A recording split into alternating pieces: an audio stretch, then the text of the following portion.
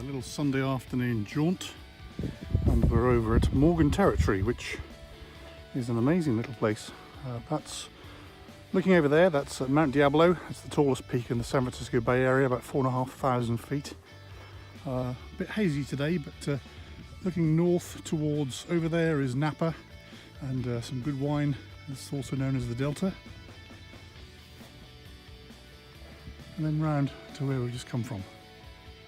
So a beautiful day once again for a walk in the East Bay Park system.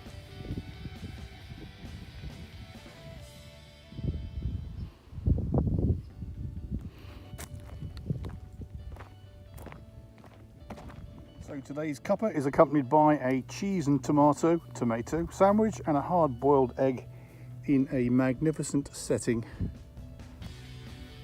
as always.